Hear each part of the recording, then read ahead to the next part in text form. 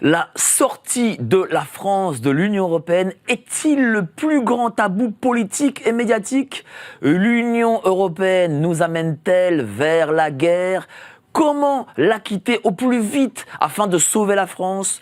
Toutes les réponses à ces questions avec le président de l'UPR et tête de liste aux européennes de 2024, François Asselineau. Vous êtes sur Géopolitique Profonde, générique.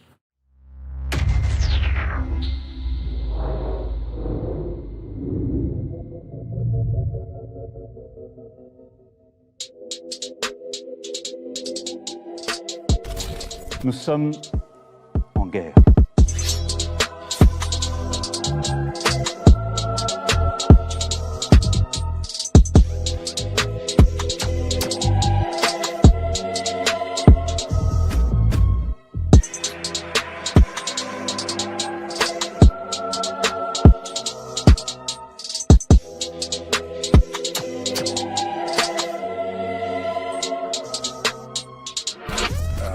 Il ne faut pas avoir peur.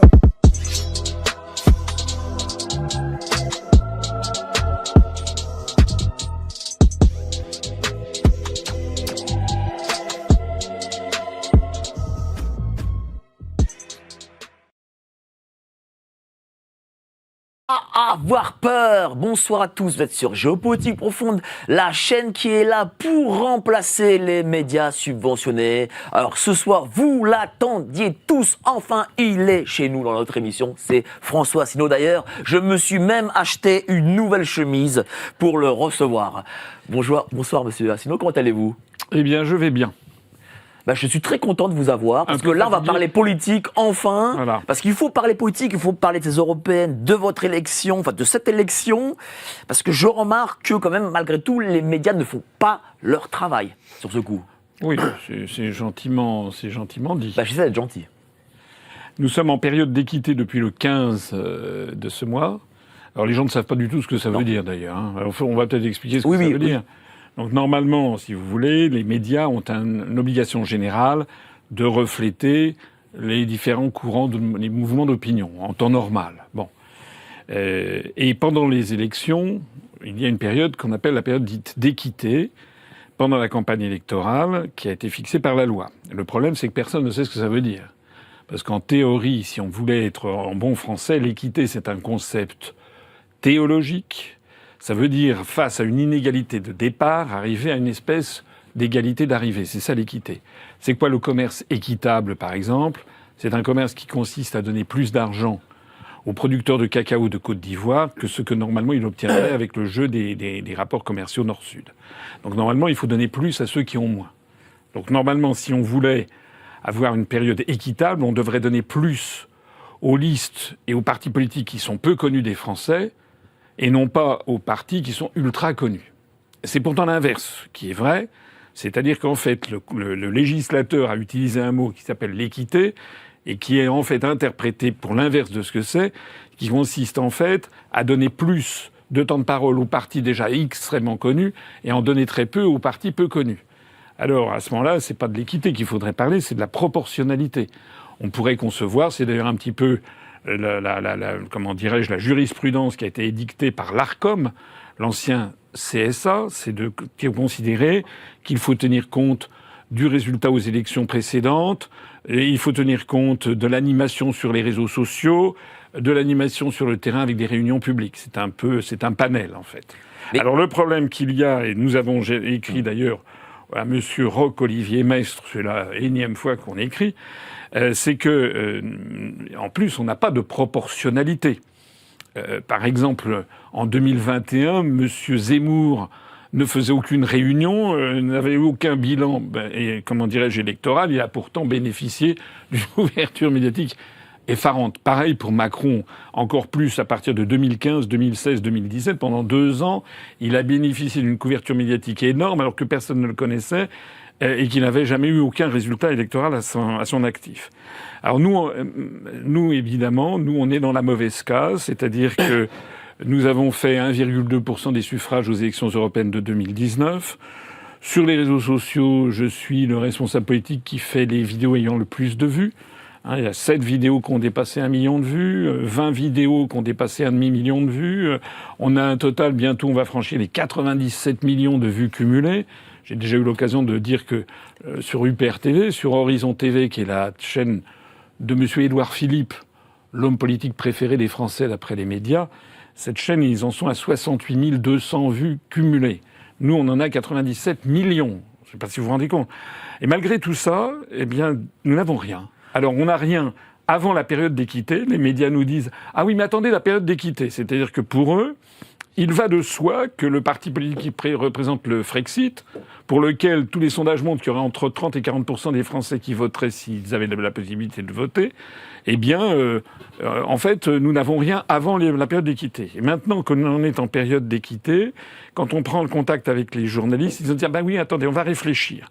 Et pendant ce temps-là, le temps passe, puisqu'il y a déjà une semaine, même aujourd'hui, nous sommes le 23. Mettre du temps à réfléchir, en effet. Mettre du temps à réfléchir, voilà. L'idée étant quoi ? L'idée étant qu'on nous donne quelques miettes au dernier moment, lorsqu'il sera trop tard.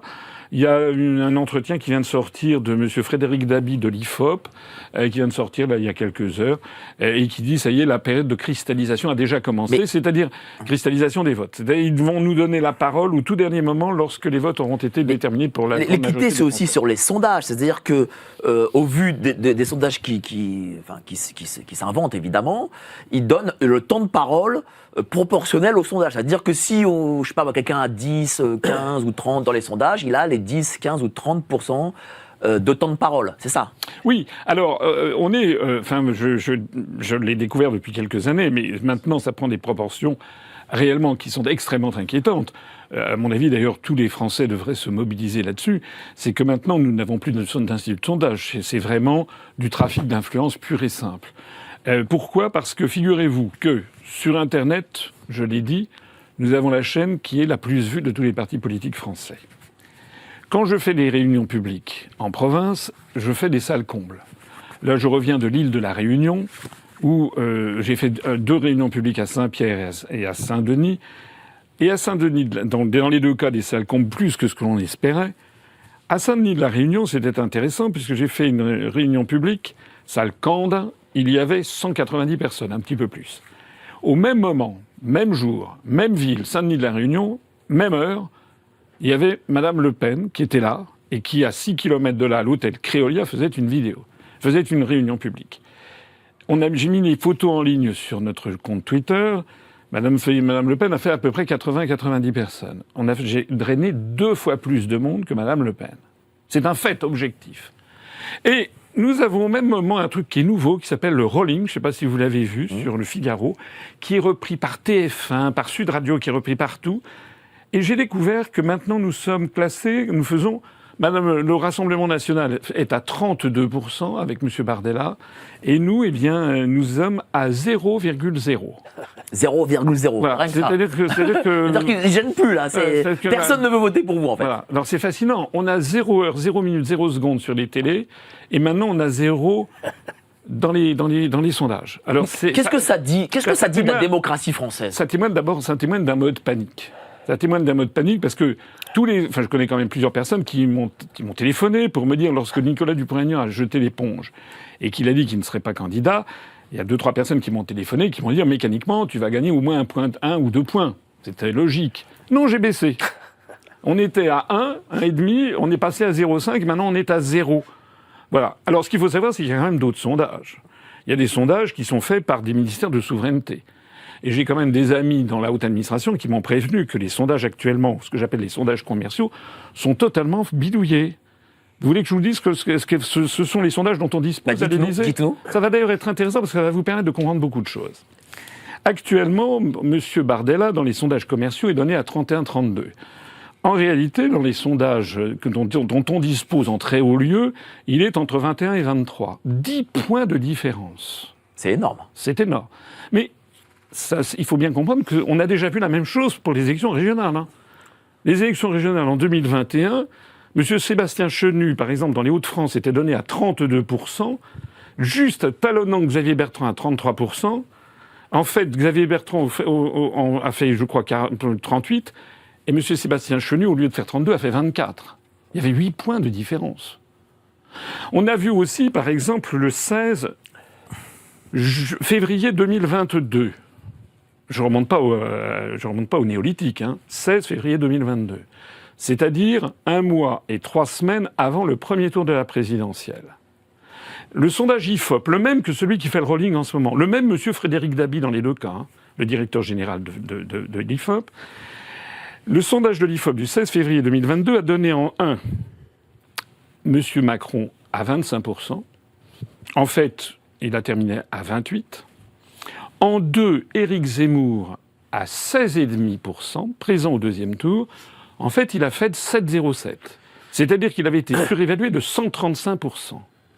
En 3, Madame Le Pen à 16, qui en fait a fait, je crois, 22, quelque chose comme ça, donc avait été sous-évaluée. Et en 4, Madame Pécresse, qui était donnée à 15, elle a fait 4,7. Elle était surévaluée de 235%. C'était tellement énorme que la commission des sondages, qui existe vaguement, c'est un petit truc qui existe, a publié un communiqué que vous trouverez sur Internet à l'époque en disant que c'était un sondage qui était en fait faux. Il y a même eu TF1 l'a relayé en disant que c'est un faux. Attention, c'est un faux sondage. Donc on sait que l'IFOP est un organisme qui fait des faux sondages. Monsieur Dabi était monté au créneau pour protester en disant que c'était exact. Et ce monsieur qui devrait normalement être poursuivi, à mon avis, pour trafic d'influence, maintenant est chargé d'un rolling qui nous met, plus on grimpe dans les sondages, et plus on baisse dans les siens, pas seulement les siens, d'ailleurs c'est vrai aussi de Kantar, c'est vrai aussi de YouGov qui a donné récemment, là il y a eu aussi un avertissement de la commission des sondages sur le dernier sondage YouGov qui faisait passer Mme Marion Maréchal de 5 à 9. Alors ce qui était drôle, c'est qu'il y avait un institut de sondage le lendemain ou le surlendemain qui faisait baisser Mme Marion Maréchal à 5,5. Bref, on a l'impression que tout ça, ce sont des écuries qui sont payées. Alors je termine quand même sur le sondage dont je vous parlais. Donc monsieur Bardella, selon ces sondages qui sont confidentiels, est donné à 21-23. Madame Ayer est donnée aux alentours de 17-18, ce qui est à peu près ce que donnent les sondages commerciaux. Et LFI est donnée entre 11 et 13. Pas du tout 6-7, comme on nous dit. C'est-à-dire qu'en ce moment, LFI est très sous-estimé dans les sondages. D'après, en tout cas, les sondages confidentiels dont je possède. Ensuite, vous avez LR. Alors, LR qui est aux alentours de 6-7, comme d'ailleurs Reconquête, et comme d'ailleurs Glucksmann, qui est donné aux alentours... à 14-15. Qui est donné à 12-13. Il y a tout un narratif en ce moment sur le thème, est-ce que Glucksmann va dépasser, est-ce qu'il va y avoir des courbes qui vont se croiser? Mais les gens rigolent, parce que les gens savent que c'est pas possible. En fait, d'après le sondage, les sondages qui sont les sondages des ministères de souveraineté qui travaillent, Madame Ayer va terminer certainement à 18, et Monsieur Glucksmann ne terminera pas à 12-13. Et puis il y a l'UPR. On a été donné par ces sondages, on était entre 2,5 et 3, il y a 1 mois et demi. Il y a 1 mois, on était aux alentours de 3, 3,5. Et là, le dernier sondage qui m'est parvenu, nous sommes entre 3,5 et 4. Et on est donné à 0,0. On sent qu'il y a une magouille quelque part. Non, mais vous comprenez, ce qui est dramatique dans cette histoire, enfin, d'un côté, c'est drôle. D'un côté, c'est drôle parce que ça prouve qu'ils sont en mode panique. Parce que si tout le monde savait que nous sommes en fait à 3,5, 4, ça ferait évidemment un formidable élan pour notre mouvement, et surtout, ça forcerait les médias à m'inviter. Tandis que là, les médias ont beau jeu de dire, mais comprenez, vous êtes donné à 0, sachant qu'il y a des intérêts capitalistiques croisés entre les sondages et tout ça. Alors, je vais même vous dire la suite des événements. Dites-moi. C'est que je pense que tout le narratif est prêt pour la suite des événements, parce que tout ça c'est entièrement manipulé. C'est-à-dire que je pense que si les sondages dont je vous fais état sont exacts, se révèlent exacts, on a vu d'ailleurs, c'est en fait exactement le même scénario qui s'est passé à la fin des régionales, et un peu la même chose qu'au présidentiel. Le soir des élections, M. Bardella fera peut-être 23-24. Or, tout le monde s'attend à ce qu'il fasse 32, 33, 34. Résultat des courses, ça va être présenté comme un échec. Ça, c'est tout à fait intéressant. Mais, pendant qu'on le donne à 32, 33, 34, on explique aux braves gens, voilà, il faut voter utile, il faut voter pour lui, il faut surtout pas voter Asselineau, il faut surtout pas voter pour les petites listes. Donc, dans un premier temps, il sert, si vous voulez, d'antenne un paratonnerre. Et deuxièmement, le soir des élections, patatras, il va faire -8.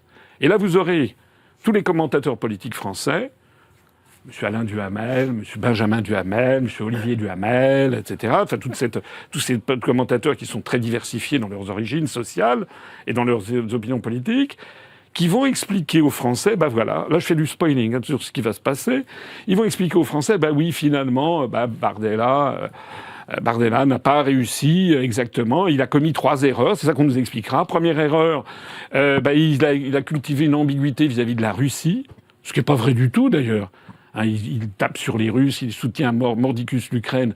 Mais vous voyez bien le narratif de Madame Nathalie Loiseau constamment à dire. Donc ils diront voilà, il a cultivé un narratif. Deuxièmement, il a été ambigu sur le Frexit, ce qui n'est pas vrai du tout. Bardella est tout à fait pour l'UE, pour l'euro, pour l'OTAN, etc. Mais vous voyez bien que les attaques incessantes, notamment de Madame Ayer, et qui, la pauvre, c'est à la poche dans la tête, elle ne fait que répéter ce qu'on lui dit de dire. C'est en fait Macron, il ne cesse que d'attaquer le RN, comme si le RN voulait sortir de l'UE. Et puis le troisième point, c'est que M. Bardella a dit qu'il faudrait dissoudre l'Assemblée nationale s'il faisait une grande victoire.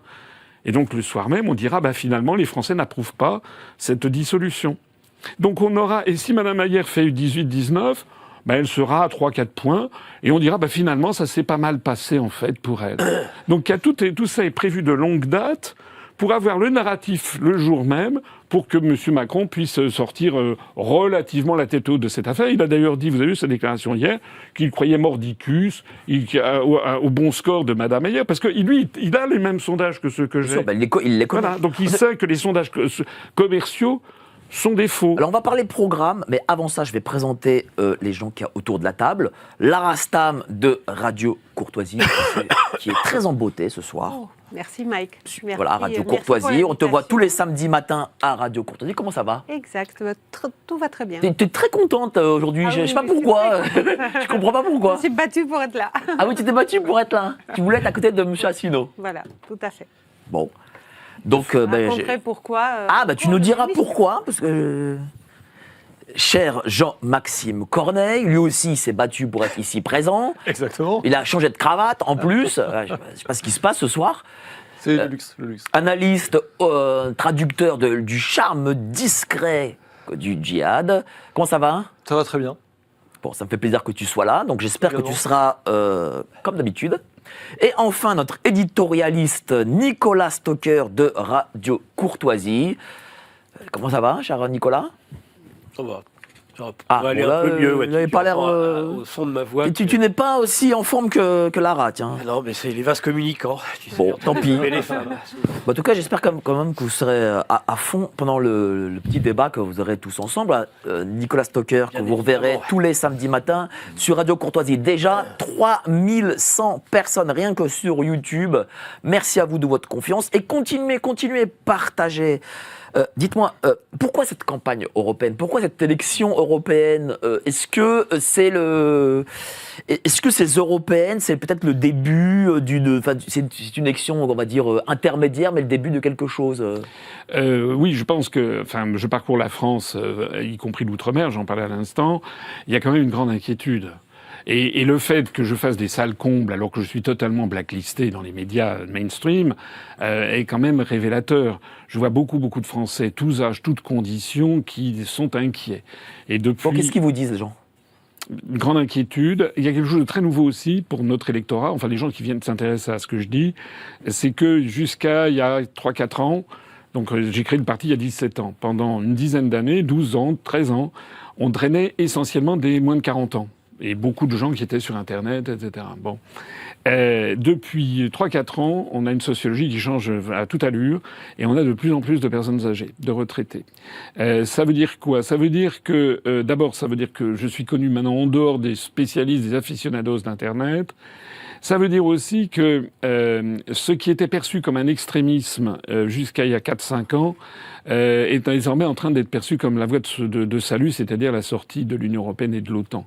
Pourquoi ça? Parce qu'il y a eu 4 événements, ou 4-5 événements fondamentaux. Les Gilets jaunes, Les Français ont vu comment Macron avait en fait violenté le peuple français avec des gens qui ont été éborgnés, mutilés à vie, ce qui est totalement contraire à toutes les traditions républicaines. À chaque fois qu'il y a eu des grandes manifestations gigantesques avec des millions de personnes dans les rues, c'est arrivé du temps de Mitterrand par exemple, c'est arrivé du temps de De Gaulle, le président de la République au pouvoir, il en tient compte, il retire un projet de réforme, il dissout l'Assemblée nationale, enfin il prend des actions politiques. Alors que Macron a tenu mordicus à poursuivre la politique et à faire jusqu'à tuer des Français. Ça veut donc dire que Macron n'est pas, en fait, ne se sent redevable en rien au peuple français. Ils se sont redevables des gens qui l'ont fait élire par manipulation médiatique et sondagière en 2017 puis en 2022, et c'est à eux qu'il doit des comptes. Or ça, les Français ont pu le mesurer dans leur chair. Il y a eu le deuxième phénomène, ça a été l'affaire du Covid. Donc là, les Français ont découvert que l'État, qui normalement est un État protecteur, que l'Union européenne, qui normalement est une structure totalement transparente, etc., pleine de bénévolence, en fait, les Français ont découvert un État qui était en train de nous entraîner, de forcer la population à se faire injecter dans le corps des produits inconnus, sans qu'on en connaisse le contenu, sans qu'on connaisse les contrats, a découvert qu'il y avait une opacité totale au niveau de l'Union européenne, a découvert que la présidente de la Commission européenne passait des contrats de 41 milliards d'euros avec le président de Pfizer sans aucun appel d'offres, comme ça. Donc quand même, il y a beaucoup de gens qui se sont dit « mais où on va là ? C'est quoi cet univers ?» Ça se double par ailleurs de phénomènes. Les gens commencent à comprendre qu'il y a beaucoup de corruption derrière. Je rappelle l'affaire de la vice-présidente du Parlement européen. Avec le Qatar. Voilà, qu'on a retrouvé. Vous savez, il y a une descente de police chez elle. Ils ont soulevé un matelas. Il y avait 180 000 euros en billets de banque. Ils lui ont demandé « c'est quoi ?» Elle a dit « je ne sais pas ». Bon. Remarquez, la mère d'Avalon, elle ne sait pas non plus comment elle s'est retrouvée avec des lingots d'or sous le plumard. Bon, enfin bref, on est dans un monde formidable. Ça, c'est le deuxième point. Le troisième point, c'est l'affaire de l'Ukraine. Parce que là, il y a quelque chose, alors une césure aussi très importante, c'est que on a présenté aux populations depuis des décennies que l'Europe, c'était la paix. Et moi, pendant des années, j'ai ramé, parce que les gens disaient « oui, tout ce que vous dites sur l'Europe, c'est vrai, ça pose des problèmes, etc. Mais quand même, l'Europe, c'est la paix. » C'était l'ultima ratio, comme on dit, la raison ultime qui faisait qu'il fallait être pour. Et là, d'un seul coup, les Français découvrent que ce truc est en train, au lieu de susciter la paix, de nous emmener dans un choc frontal contre la Russie. Mieux même, le commissaire européen français chargé du marché intérieur, qui s'est autoproclamé coordonnateur de la fabrication d'obus à travers. C'est absolument pas prévu dans les traités. C'est un coup d'État en fait auquel il a procédé. Et alors cette affaire-là attire des gens chez nous parce qu'il y a quand même beaucoup de gens qui écoutent. En 2013, donc il y a 11 ans, j'ai fait une vidéo, j'ai fait toute une conférence qui est en ligne, que les gens peuvent aller voir, où j'expliquais, ça s'appelait « L'Europe, c'est la guerre ». Et j'expliquais il y a 11 ans ce qui est en train d'arriver. Donc si vous voulez, grâce à Internet, maintenant, il y a des gens qui peuvent dire « Mais vous faites ce type-là dont on comprenait un petit peu comme un cinglé ». Mais en fait, c'est exactement ce qu'il avait dit. Et donc il y a des gens de plus en plus qui sont remontés, qui ont fait de l'archéologie dans mes conférences, et qui se sont, je suis désolé de me mettre en avant, mais si je ne le fais pas, c'est pas TF1 qui va le faire à ma place. Eh bien, en fait, j'avais raison. Voilà. Donc il y a beaucoup de gens qui disent, en fait, il avait raison. Et puis alors, s'ajoutent encore deux autres événements. Il y a l'endettement qui est maintenant hors contrôle. Or, cet endettement public a été très largement favorisé, pour ne pas dire permis en fait, par Mario Draghi quand il était président de la BCE, en autorisant la BCE à violer les traités, c'est-à-dire la BCE rachète sur le marché secondaire des obligations des États. C'est un peu technique, mais on aura peut-être l'occasion d'y revenir plus tard. Et puis last but not the least, comme on dit à Bruxelles, c'est l'affaire de l'élargissement. C'est qu'il y a quand même 9 États qui sont dans le couloir de l'élargissement, certains depuis des décennies comme la Turquie, le dernier en date s'étant la Géorgie, et parmi les derniers, il y a l'Albanie, il y a l'Ukraine. Or, les Français, quand même, sont pas bêtes. Ils se rendent compte que si l'Ukraine entre dans l'Union européenne, ce sont des dizaines et des dizaines de milliards d'euros qu'on va encore nous piquer. Donc tout ça mis bout à bout fait que il y a ce grand basculement qui est en cours, qui fait que moi, quand je fais des réunions publiques, j'ai été stupéfait, moi. Je vous assure, je fais une réunion publique près de Strasbourg, à 22 km de Strasbourg, à Reinswiller. On avait prévu 200 personnes, c'était déjà beaucoup quand même. On a eu 340 personnes, il y avait des gens debout, il a fallu faire venir des chaises. Et c'est un peu partout pareil, donc il y a vraiment une inquiétude qui se manifeste, et puis beaucoup d'adhésions. C'est-à-dire que les gens comprennent dorénavant que l'Union européenne ne leur veut pas du bien, en fait. Oui, et ils comprennent aussi, et c'est peut-être là-dessus que je vais terminer mon propos, pour se résumer tout ça, ils comprennent quand même que c'est une dictature qui est en train de se mettre en place.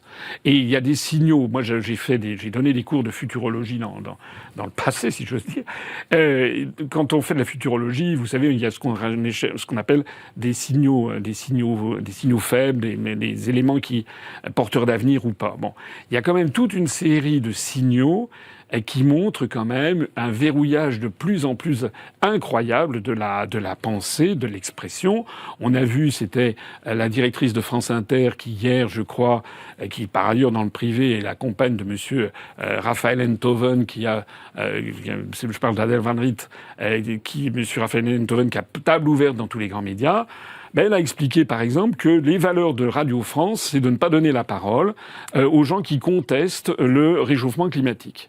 Alors, moi, je ne sais pas, mais ça, c'est incroyable. Il y a quand même, il y a des prix Nobel qui pensent qu'il y a un réchauffement climatique d'origine anthropique. Il y a aussi des prix Nobel qui pensent le contraire. Et à partir du moment où une radio se permet de dire qu'il y a une vérité d'état scientifique là-dessus, ça a d'ailleurs été pareil sur le Covid, mais c'est également pareil sur le Frexit. On a aussi un candidat, monsieur Glucksmann, dont la femme a toujours son émission politique sur France Télé. Voilà.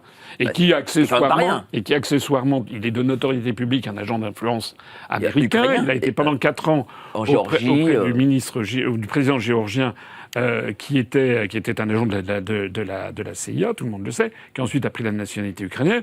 Donc monsieur Glucksmann est un agent d'influence américain. Alors je ne sais pas s'il est directement agent de la CIA ou s'il est approché par la CIA. En tout cas, force est de constater que, comme on lit dans les évangiles, on mesure un arbre à ses fruits. Or, toutes les propositions de monsieur Glucksmann vont dans l'intérêt géopolitique des États-Unis d'Amérique. Augmenter l'immigration, donner de l'argent à l'Ukraine, faire entrer l'Ukraine dans l'Union européenne, transformer l'Union européenne en un État et une grande puissance. J'ai expliqué, j'espère qu'on aura l'occasion d'y revenir, parce que l'affaire devient extrêmement grave, parce qu'on n'est pas très, très loin maintenant de la disparition de la France pure et simple comme un État-nation. Et donc tout ceci va dans le sens. Et comme par hasard, toutes les bonnes faits médiatiques se portent sur M. Tiens, là, vous venez de citer le mot immigration. Beaucoup vous reprochent justement de ne pas assez en parler. Est-ce que l'immigration fait aussi partie du cœur de votre projet ? Les gens qui disent que je n'en parle pas ne se renseignent pas. J'ai fait plusieurs vidéos qui durent, excusez-moi, mais on me reproche à la fois une chose et son contraire, parce que j'ai fait des vidéos qui durent plus d'1 heure, justement sur ces questions migratoires. J'ai une grande différence. Alors, je vais en profiter pour dire... justement, allez-y. Parlons-en. Premièrement, il y a tous les sondages. Alors, il faut faire la différence entre les sondages préélectoraux, qui sont des œuvres de manipulation, et les sondages généraux d'opinion publique, qui, eux, sont en général plus fiables, puisqu'ils n'ont plus le rôle de manipulation de l'opinion. Les sondages convergent pour dire qu'il y a en gros 70-75% des Français qui trouvent qu'il y a trop d'immigration en France, qu'il y a trop d'immigrés. Donc ça ne concerne plus du tout ni que l'extrême droite ni que la droite, mais c'est largement le centre et une partie de la gauche. On est en démocratie, on ne l'est pas. Si on est en démocratie, il faut tenir compte de l'avis majoritaire des Français. Je vois que le Conseil constitutionnel a interdit un référendum proposé par les Républicains. Il y a quelque chose qui cloche, parce que là-dedans, opposer la Constitution française à la volonté de faire un référendum est un déni total de démocratie, puisque la Constitution française est fondée sur le fait que la souveraineté appartient au peuple, c'est marqué comme ça, la souveraineté appartient au peuple qui l'exerce par le référendum, par l'intermédiaire du référendum ou de ses représentants. Mais le Conseil constitutionnel, d'ailleurs, dont la composition ferait hurler si c'était la composition choisie par le gouvernement polonais pour la Cour constitutionnelle polonaise. On aurait un scandale à Bruxelles, mais là ça passe très bien. Ce sont des amis du pouvoir qui sont au Conseil constitutionnel. Je reviens sur l'immigration. Donc il y a une large majorité des Français qui trouvent qu'il y a trop d'immigrés en France. Donc il faut en tenir compte. Donc il faut arrêter l'immigration. Ça, c'est le premier point. Le deuxième point, c'est que je constate que sur la scène politique française, vous avez la gauche et l'extrême gauche qui sont dans le déni total ou dans le fait de suivre un agenda qui est fixé par les États-Unis d'Amérique, M. Glucksmann, qui veut augmenter les filières d'immigration. Et puis vous avez une partie de la droite et de l'extrême droite qui, eux, tapent sur les immigrés. Voilà. De façon démagogique. De façon démagogique. Donc c'est... Alors je ne dis pas, encore une fois, je ne suis pas un benet. Je sais bien que l'islam est une religion qui peut poser des difficultés, etc. Bien sûr. Mais il focalise là-dessus. Et moi, je fais quelque chose entre les deux. C'est-à-dire que moi, je ne m'en prends pas aux immigrés qui, pour l'essentiel, sont quand même des gens qui fuient des pays miséreux parce qu'ils ont un pays de cocagne qui les attend où ils vont pouvoir envoyer de l'argent à leur famille. Moi, ce que je vois surtout, c'est qui est-ce qui organise tout ça ? Qui est-ce qui organise ces flux migratoires ? Voilà, ça m'intéresse. Alors, personne n'en parle de trop. Pourquoi ? Personne ne parle du fait qu'un commissaire européen a dit dernièrement qu'il fallait avoir 4 millions de nouveaux immigrés en Europe. Oui, alors ça, c'est Mme Ylva Johansson, qui est ministre, qui est commissaire européenne suédoise chargée des affaires intérieures, c'est l'équivalent de ministre de l'Intérieur. Elle a fait ce discours, en effet, à Madrid, c'était à la fin de l'année dernière, et elle a dit, ce qui est d'ailleurs le cas d'ores et déjà, en 2022, il y a eu 3 850 000 nouveaux migrants qui se sont installés dans l'Union européenne. Et sur les 3 850 000, il y en a eu 3,5 millions qui sont venus légalement avec des titres de séjour. D'ailleurs, M. Darmanin a donné, enfin le ministère de l'Intérieur a donné, je crois, en 2023, quelque chose comme 350 000 nouveaux titres de séjour. 3 500 000 sont venus s'installer dans l'Union européenne légalement et 350 000 sont devenus illégalement. C'est-à-dire que l'immigration illégale, celle dont on parle, ceux qui traversent la Méditerranée, qui sont soutenus par la SOS Méditerranée, qui sont en fait financés par des ONG américaines ou par l'Open Society de George Soros, etc., en fait, ça ne représente que 10% de l'immigration. Le gros des troupes, c'est l'Union européenne qui a cette politique volontaire et qui dit qu'elle va lutter contre l'immigration clandestine, mais pour monter à 4 millions par an, je dis bien par an, le nombre de nouveaux migrants. 4 millions par an, en 15-16 ans, ça fait une nouvelle France supplémentaire de migrants dans l'Union européenne. Et par ailleurs, cette même commissaire a insisté sur le fait que faisait partie intégrante de l'Union européenne l'espace Schengen, donc la libre circulation et la libre installation des nouveaux migrants. Alors moi, ce que je vois dans toute cette affaire, c'est que Monsieur Zemmour, Madame Marion Maréchal, Monsieur Bardella, Madame Le Pen, qui se sont fait une spécialité de taper sur les immigrés, ne disent jamais que c'est l'Union européenne qui organise les migrations, d'ailleurs en vertu du pacte de Marrakech, du traité de Marrakech de 2018. Traité de Marrakech que la France a signé et ratifié, comme d'ailleurs la plupart des pays de l'Union européenne, mais que quelques pays dans le monde n'ont pas ratifié, en particulier les États-Unis d'Amérique et aussi l'État d'Israël.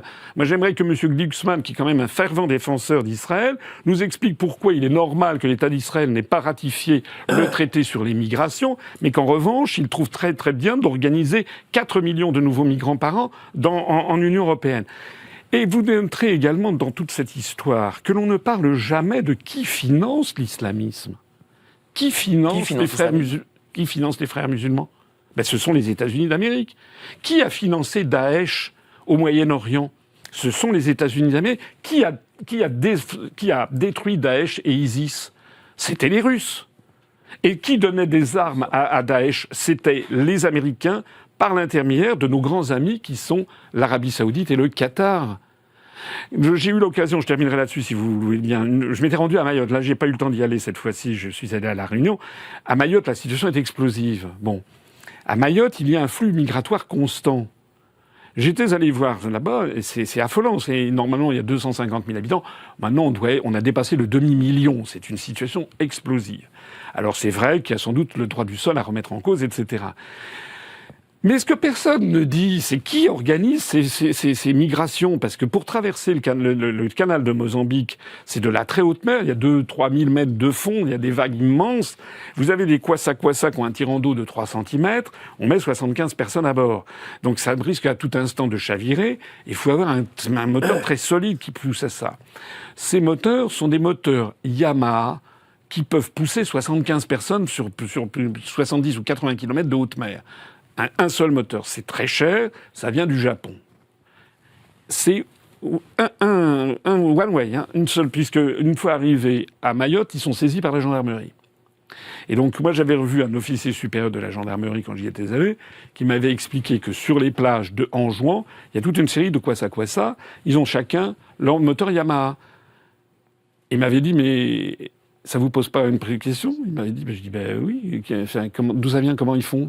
C'est un des pays les plus pauvres du monde, comment payent-ils? Il m'a dit, on ne sait qui c'est l'émir du Qatar. Ah oui.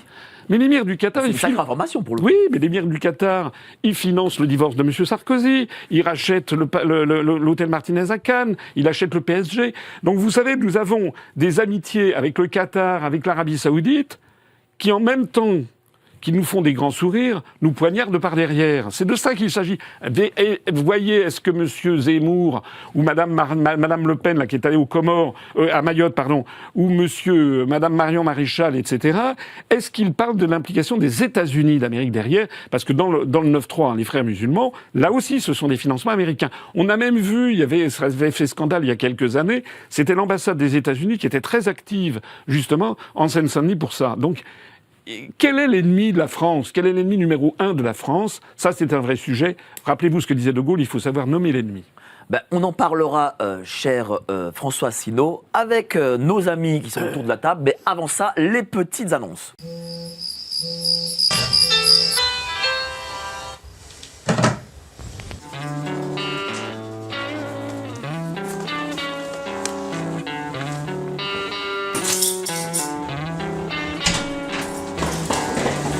Malgré la routine de la vie quotidienne, on peut trouver un autre univers dans la lecture. Un livre est une amitié, comme disait Proust. Il nous accompagne partout et nous transporte plus loin que nous pouvions espérer. Ça semble un peu cliché dit comme ça, mais oui, la lecture change la vie. C'est pourquoi avec Géopolitique Profonde, on vous propose notre revue mensuelle. En plus d'avoir les meilleures expertises sur les sujets essentiels de notre société, il y a aussi des solutions financières pour s'émanciper du système. On essaie de changer la vie de ceux qui nous lisent, intellectuellement comme matériellement.